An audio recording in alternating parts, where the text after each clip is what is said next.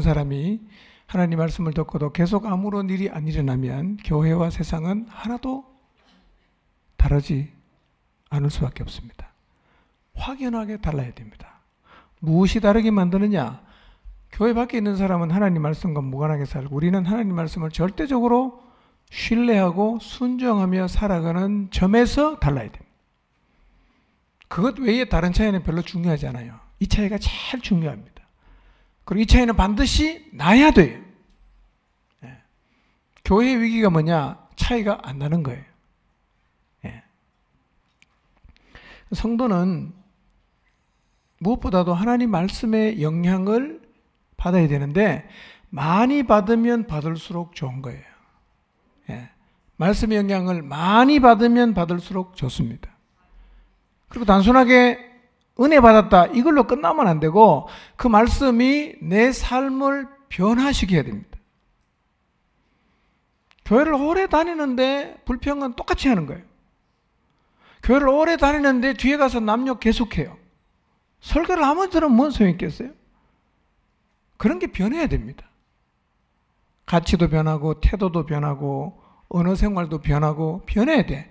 예전처럼 하려고 하다가 말씀이 생각나는 거야. 아하, 주님 이거 기뻐 안 하지? 안 해야지. 계속 안 해야 돼요. 그래서 나를 보는 사람들이 저 사람 변했다라는 얘기를 듣는 게 제대로 우리가 예수님을 믿고 있다는 의미일 것입니다. 여러분 모두가 이런 자리에 서게 되시길 바랍니다.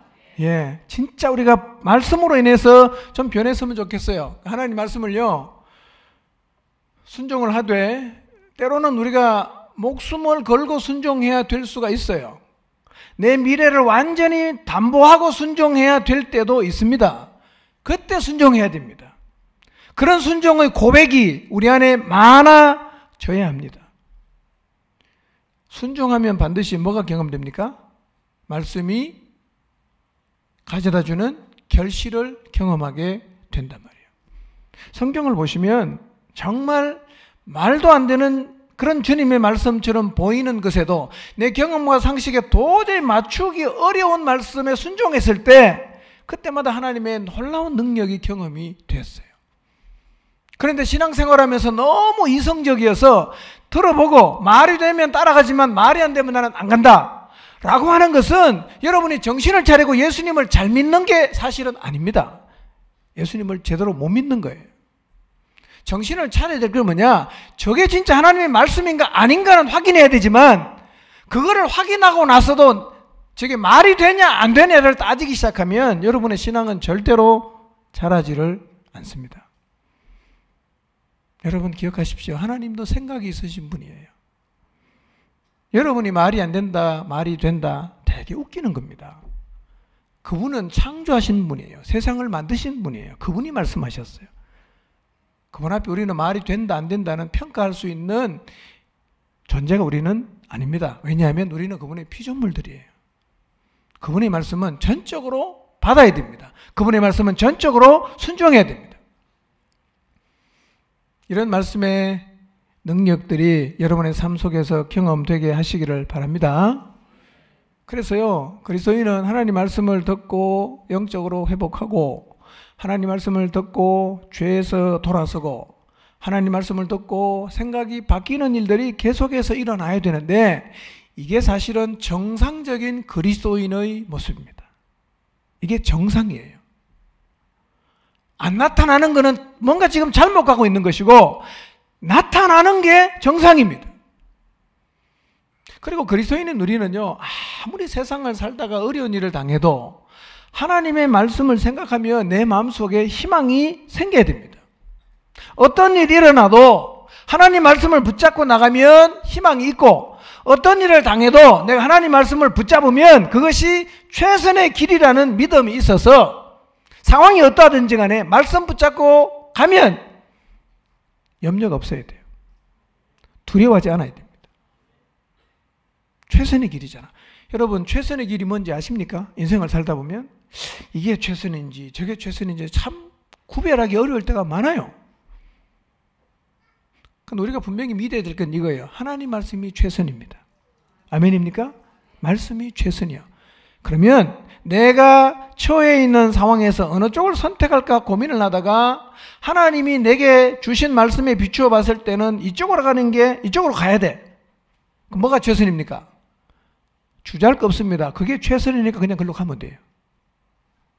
그 말씀은 희망입니다. 우리 안에 말씀이 살아있으면요, 우리 인생은 사실은 막힘이 없이 갈 수가 있습니다. 힘들고 어려워서 낙심이 되는 상황 있어요. 내 앞에 펼쳐진 상황이 소화가 안 될 때도 있어요. 받아들이기 참 어려워. 때로는 남편을 보면 그렇고 자식을 봐도 그런 경우가 있고, 내 앞에 펼쳐지고 있는 이런 상황들을 예수님을 믿는 내 입장에서는 참 소화시키기 어려워. 받아들이기 어렵단 말입니다. 그런데 말씀 앞에만 서면 낙심이 되는 마음에 희망이 생기고, 말씀 앞에 딱 서니까 이 모든 상황이 소화가 되는 거예요. 받아들여져. 그래서 그 말씀 때문에 내가 너무 억울하고 화가 나는 상황이었지만 그대로 받아들여지는 경험들을 그리스도인은 늘 살면서 해야 됩니다. 이런 경험을 하는 사람이 성도입니다. 이런 성도가 모인 교회가 살아있는 교회가 될 수가 있습니다. 여러분 늘 말씀 앞에 사시기를 바랍니다. 말씀에 이끌리는 삶을 사시기를 바랍니다. 이것이 우리의 일상이 되어야 합니다. 오늘 낮 시간에 우리는 정탐하러 갔다가 정복자로 가야 되는 그들이 정복을 당하고 와서 하나님 말씀을 거부하고, 그래서 공동체가 난장판이 되는 모습들을 안타깝게 보았습니다. 그런데 그 일들은 아주 오랜 세월 전에 단 한 번 일어나는 것으로 끝나는 게 아니라 오늘 우리 시대에도 반복적으로 재현될 수 있는 일입니다. 우리의 마음이 세상에 정복이 되면 우리 목장이나 우리 교회 안에서도, 우리 시대의 교회들 가운데서도 이런 일이 벌어질 수가 있습니다. 주의해야 됩니다. 그런데 우리가 이런 세상에 발을 딛고 살잖아요. 그리스도인은요, 큰 소리 치는 게 중요하지 않아요. 어떤 사람은 막 큰 소리 치는데 보니까 영적 전쟁에서는 계속 패배하고, 세상에 나가면 그냥 너무 손쉽게 그의 마음을 세상에다 빼앗겨 버리는 일들을 보는데요. 세상 속에 살고 있는 그리스도인으로서 큰 소리 치는 것은 별로 중요하지 않아요. 장담할 수 없습니다. 족장이 40일 만에 완전히 정복당해버렸잖아요. 일주일만 해도 우리 마음이 세상에 완전히 빼앗길 수 있습니다. 현실적으로 충분히 가능한 얘기입니다. 큰 소리 치지 마세요. 대신 뭘 해야 되냐? 날마다 십자가 앞에 서서 내가 예수님과 함께 십자가에서 죽었다라는 사실을 고백하면서 나 자신을 이 세상을 향해서 죽은 자로 반복적으로 여기는 일을 해야 됩니다. 나는 죽었다. 나는 죽었다. 계속 매일매일 그 기도해야 됩니다. 그리고 한 걸음 더 나아가서 하나님의 전신갑주로 완전히 무장을 해야 됩니다. 우리가 세상에 살면서 세상에 정복당하지 않을 수 있는 거의 유일한 방법은 무장밖에 없습니다. 하나님이 우리에게 주신 이 무장의 무기가 너무 대단하기 때문에 이걸로만 제대로 무장하면 절대로 우리는 패배하지 않습니다. 그런데 바쁜 세상에 살면서 영적으로 무장하려고 하니까 눈 뜨자마자 성경을 읽어야 되죠. 낮에도 읽어야 되지. 잠자기 전에 읽어야죠. 피곤해 죽겠는데 하기도 싫고 귀찮기도 하고 그럴 수 있어요. 그래서 안 할 수 있습니다. 근데 제가 살아보니까 안 하는 것보다 하는 게 훨씬 이익입니다. 왜냐하면 이걸 안 하면요, 염려가 들어와요. 두려워요. 불안해요. 근데 이 염려와 두려움이나 불안한 마음을 내 스스로가 제어할 수가 없고 통제가 안 됩니다. 삶의 기쁨이 없어요. 평안하지도 않습니다. 그런데 이 하나님의 말씀으로 무장을 하고 살면 내 마음속에 고민이 사라지고 염려할 일이 없어지고 두려움을 다 주님에게 내어 맡길 수 있기 때문에요, 하는 게 훨씬 이익입니다. 해보시면 이거 하는데 들어가는 시간 아까우니까 내가 이걸 안 하겠다라고 생각하는 사람 진짜 바보입니다. 바보예요. 우리가 세상에 염려 안 하고 살 수 있을까요? 세상을 살면서 두려워하지 않고 살 수가 있을까요? 있습니다. 있어요. 하나님의 전신갑주로 무장하면 우리의 모든 인생의 짐을 진리 허리띠에 믿음의 방패를 가지고 성령의 검을 가지고 나가면요, 진짜 세상을 두려워하지 않고 염려하지 않고 확신 가지고 당당하게 살아갈 수 있습니다. 그리고 그래야 우리가 이 세상에 정복되지 않을 수가 있습니다. 혹시 무장을 좀 하다가 바빠갖고 이런저런 이유로 멈춘 분이 계신다면 오늘부터 다시 무장하는 일을 제대로 시작해 보시기를 바랍니다. 오늘 밤에 자기 전에 뭐 해야 됩니까? 꼭 성경 읽으세요. 너무 많이 읽지 마시고 석장에서 5장만, 너무 많이 읽지 말고 그것만 읽으세요. 이런 마음으로 읽어야 됩니다. 성경을 읽어보면요, 여러 느낌이 있어요. 어떨 때는 읽으면 눈은 읽는데 머리에는 하나도 안 돌아. 읽다가 또 다시 돌아가. 다시 돌아가 읽으면 또 딴 생각하고 있어. 또 다시 돌아가. 한 30번 앉아 있었는데 한 장도 못 읽어. 그런 때가 있어요. 근데 그냥 어떨 때는 그냥 읽어요. 어떨 때는 읽으면 이 말씀이 얼마나 힘이 되고 내 안에 막 살아서 내 마음을 그냥 이렇게 막 해짓기도 하고 회개하기도 하고 힘을 가져다 주게 하고 그런 데도 있거든요. 근데 이런 마음을 읽으세요. 저는 이런 마음을 읽을 때가 많아요. 노력합니다. 양식이다. 밥을 먹듯이 읽자. 그럼 밥을 먹으면 배가 불러야 되잖아.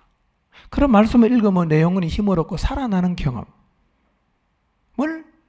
할 수 있도록 성경을 읽기 위해서 노력을 하는데요. 해보세요. 내가 밥 먹듯이 읽는다. 그러면 2장 읽고 석장 읽으면 배가 불러야 되잖아. 그런 자세로 성경을 읽어보세요. 진짜 하나님 말씀이 놀랍습니다. 우리 인생을 확실하게 붙들고 이끌고 책임지고 가장 그리스도인답게 살아갈 수 있는 모든 자원이 그 하나님 말씀 속에 다 포함이 되어 있습니다. 무장해 보십시오. 이렇게 무장한 다음에 2가지 말씀드렸죠. 어떤 마음을 가져야 그랬어요? 첫째, 영적인 지도자들을 통해서 주시는 말씀을 어떻게 받아라?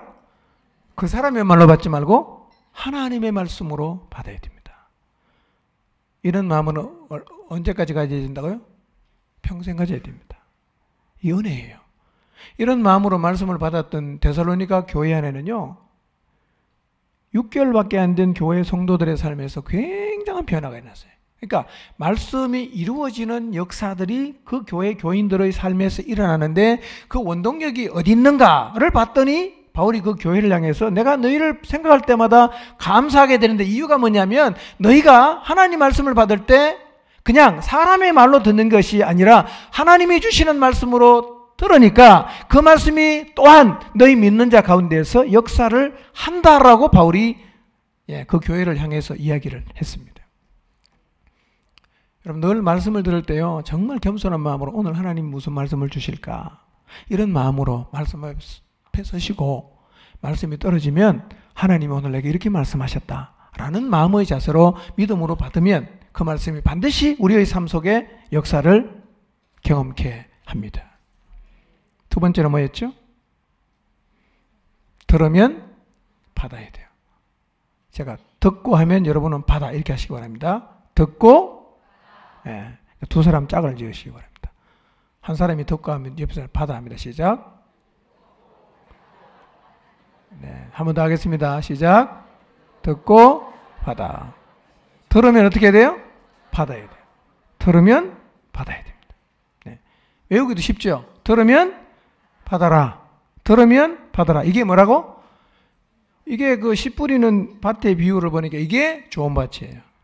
좋은 밭과 나쁜 밭의 차이가 많은데요. 좋은 밭은 뭐냐? 들으면 받는 거예요. 그런데 이 씨앗에는 뭐가 있냐? 생명이 있잖아요. 생명이 있는 씨앗은 받아들이면 반드시 결실한단 말이에요. 제일 적은 게 몇 배다? 30배. 정상은 100배. 100배. 예. 놀랍잖아요. 예. 베드로의 순종, 오늘 제가 낮 시간에 말씀드렸는데요. 사실은 그 고백이 굉장히 우리가 본받아야 될 고백이에요. 밤이 새도록 수고하였으되 얻은 것이 없지만, 뭔 얘기입니까? 내 경험상, 내 어부의 상식에서 지금 깊은데 오른편에 그물을 던져봐도 아무런 소용이 없다는 걸 내가 알지만 무엇에 의지합니까? 말씀에 의지해서 그물을 내리겠습니다. 하나님 말씀을, 어떤 말씀을 들을 때 내가 도저히 이해할 수 없지만 나는 그 말씀을 붙잡고 순종하겠습니다 라는 고백이 사실은 우리의 삶 가운데 있어야 됩니다. 그 고백을 하고 베드로처럼 그물을 내리면 반드시 우리의 삶 속에서도 말씀의 결실이 경험이 됩니다. 여러분 경험과 대치가 되어도, 여러분의 상식과 맞지 않아 보여도 말씀은 누가 한 거냐? 우리를 창조하신 하나님이 하신 거예요. 말씀에 의지하고 순종하는 자리에 여러분 모두가 서시기를 바랍니다. 여러분 요한복음 21장에 보면 베드로가 유사한 사건을 한 번 더 경험했어요. 예수님 십자가에 잡혀 돌아가시고 부활하신 다음에 만나줬는데 베드로 포함해서 7명이 야 우리 고기 잡으러 가자. 그렇게 베드로가 말하니까 7명이 쭉 따라왔어요. 7명이 디베라 바다에 가서 고기를 잡는데 밤새도록 한 마리도 못 잡았어요. 날이 이제 새어가는데 예수님이 찾아오셨어요. 그리고 베드로에게 말씀하십니다. 베드로야, 오른편에 한번 그물을 던져봐라. 베드로는 그 말 그대로 듣고 순종했어요. 오른편에 그물 던졌어요. 그물이 찢어집니다. 잡은 고기 숫자 세보니까 153마리예요. 여러분 모나미 153 알죠? 거기서 여기에서 153을 적어놓은 거예요. 정말. 예. 지금 모나미가 중요한 게 아니고. 그러니까 베드로는요 사실은 이게 체질 같아요. 참 복 있는 거 아니에요? 어부인데 밤새도록 고기 잡았으면 없는 거예요. 또 던지라고. 이게 쉽겠습니까 이게요? 2번 하니까 2번 다 순종했어요. 100번은 100번 순종해야 돼. 그러니 사실은 베드로가 하나님에게 붙잡힘을 받고 하나님이 그를 쓰시는 거예요. 예. 그 어떤 면에서는 하나님 앞에는 단순하게 나가는 사람을 하나님 씁니다. 뭘 자꾸 하나님 말씀 복잡하지않아요. 예. 2번 했는데 2번 다 베드로는 어떻게 합니까? 순종의 결실을 경험을 했단 말이에요. 베드로의 고백이 평생 사는 동안 여러분의 고백이 되게 하시기를 바랍니다. 그리고 여러분 정말 부탁합니다. 말씀의 영향을 받으십시오. 만약에 여러분의 삶을 돌아보면서 야 요즘 내가 도무지 말씀의 영향을 받지 못한다. 그러면 뭔가 여러분의 삶에 심각한 문제가 생겼음을 빨리 인식하고 돌아가서 말씀을 읽으면 영향을 받는 자리에 가도록 주님 앞에 나가서 무릎을 꿇어야 됩니다. 그러지 않으면 여러분 정말 하나님 앞에서 너무 피폐해지고 메말라져서 정말 주님 나라에 아무짝에 쓸모가 없는 세상의 정복자로 사는 게 아니라 세상에 정복당한 사람으로 살아갈 수밖에 없습니다. 여러분 모두가 말씀의 영향을 점점 더 받아서 날마다 놀랍고 놀라운 하나님 말씀의 능력을 경험하며 살아가시기를 주님 이름으로 축원합니다. 기도합니다.